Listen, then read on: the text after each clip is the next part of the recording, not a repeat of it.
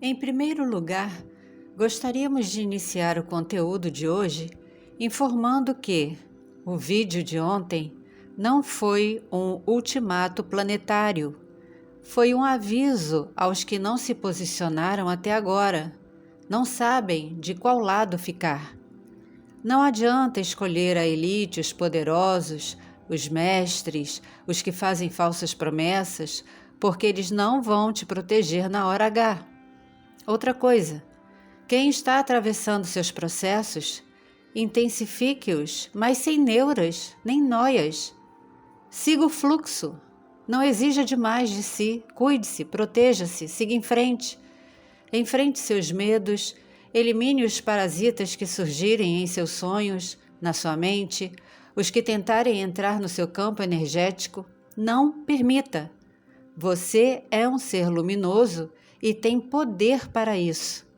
Não é o apocalipse, foi uma mensagem muito objetiva. A maioria de vocês já ouviu falar ou leu algo sobre um guru, um líder espiritual chamado Krishnamurti. Como a família dele era muito religiosa, sendo o 8º filho, de acordo com a tradição, desde cedo ele foi criado, educado e guiado, mas pela sociedade teosófica, com ensinamentos místicos, esotéricos, com a finalidade de prepará-lo para ser o Senhor Maitreya, apresentado ao mundo como um ser extremamente evoluído para ajudar a evolução e o despertar da humanidade. Depois de bastante tempo e já conhecido no mundo todo, a hora de Krishnamurti se revelar ao mundo chegou, mas, subitamente, ele rompeu todos os laços com a teosofia, tirou de si a noção de guru e desfez os vínculos com mestres e mudou a própria vida, passando a buscar liberdade para si e para a humanidade.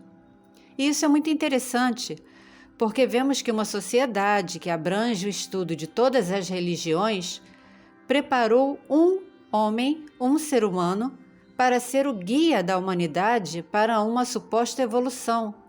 Mas esse homem, mesmo com tanto ensinamento, se sentia escravo. E ao invés de continuar seguindo os planos que tinham para ele, se libertou e começou a buscar a verdade por si. Se tornou um buscador. E se buscava a liberdade e a verdade, é porque ainda não as tinha encontrado. Então começou a escrever livros sobre teoria quântica, e a sua mente era muito expandida e a sua energia intensa.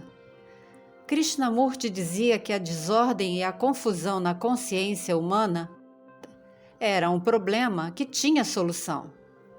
A confusão causa dor, sofrimento, impede que os humanos expressem amor uns aos outros, mas tudo isso porque ignoramos a natureza de como são gerados os nossos pensamentos. Ou seja, quando pensamos algo negativo, temos consciência de que é negativo, mas afinal de contas é só um pensamento. Então, a desordem fica. Vemos pessoas amargas que gostam de criar polêmicas para ter razão, são aquelas pessoas chamadas difíceis de lidar, ou são pessoas bondosas, mas que simplesmente guardam pensamentos negativos. A resposta, segundo ele, está na física quântica. Ele disse que a nossa realidade pode ser dobrada, produzindo outra realidade, positiva ou negativa, dependendo da intenção massiva, ou seja, a intenção de várias pessoas ao mesmo tempo focando energia na mesma coisa. E isso é muito interessante porque corrobora conteúdos feitos pelo canal a respeito de algumas meditações que são pré-agendadas. Entretanto, a origem da meditação, sendo negativa, transmuta a energia, criando uma outra realidade. Então, até agora, nenhuma novidade. Nós já falamos sobre isso no canal, pesquisamos muito a respeito. E vamos falar algo meio complexo, mas vamos tentar explicar da forma mais fácil possível. Segundo Krishnamurti, e nós concordamos com ele, O universo ou universos que existem seriam consciências que produzem dimensões que podem ou não se manifestar neste ou naquele lugar. Segundo a filosofia hindu, Vedanta tem uma palavra chamada Maya, e o significado é realidade ilusória. Essa é a Matrix. Se observarmos uma floresta, veremos seus habitantes.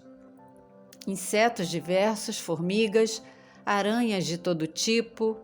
Enfim, a floresta é cheia de vida, mas não vemos, porque toda essa vida está inserida na floresta.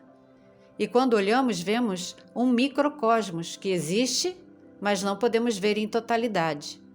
Somos observadores, que podem facilmente achar um formigueiro e acabar com ele se quisermos. Mas aqueles seres, as formigas, estão inseridas no seu mundo, fazendo o que precisam fazer. E por que, como observadores, faríamos algo desse tipo, interferindo em algo natural? Então, da mesma forma, quando vamos avançando em nosso processo de expansão da consciência, vemos esta dimensão mais e mais de longe e ganhamos a visão do macrocosmos. Sabemos que existem mais vidas no nosso sistema, na nossa galáxia, em nosso universo, mas ainda não as vemos, porque estão tão espalhadas como as que estão permeando uma floresta. Percebemos então que o tecido do espaço-tempo pode ser dobrado e mesmo que não vejamos, desordens podem não ser naturais para nós, mas naturais em outros lugares. O conselho de um homem sábio que negou o ego e a adoração, o termo de guru e seguir mestres é: meditem. Não é apenas sentar em um lugar e ficar sozinho, colocar a perna assim ou assado. É refletir, é meditar, é silenciar a mente, é deixar a essência falar. A meditação domina o pensamento humano, porque a mente se aquieta permitindo que a nossa essência fale, o que aumenta a nossa energia e a nossa frequência. Se temos uma mente acelerada, que pensa em tudo ao mesmo tempo, que está cheia de conceitos e preconceitos o tempo todo, cheia de ansiedade, de medo, de perguntas do tipo: mas e se isso acontecer? Mas e se isso não acontecer? Jamais teremos a verdadeira liberdade que a paz nos traz.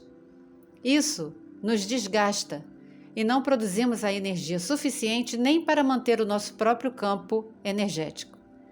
Se desejamos sair do sistema, precisamos aprender desde já. Como? Focando a nossa mente no que queremos ver na 5D, na essência que já somos, que sempre fomos, não no corpo que temos aqui. Toda a essência é igual. Dentro da 3D não existem mestres, somos todos aprendizes, estamos aprendendo. Não há ninguém que não tenha algo a aprender. Qual o verdadeiro poder? Controlar, dominar, conquistar, oprimir? Não. É ter sentimentos positivos, é produzir uma boa energia, é ser capaz de ser magoado, mas não guardar mágoa. Controlar os nossos sentimentos e os nossos pensamentos. Não é errado tê-los, senti-los, mas não podemos abrigá-los. Atualmente enfrentamos crises mundiais.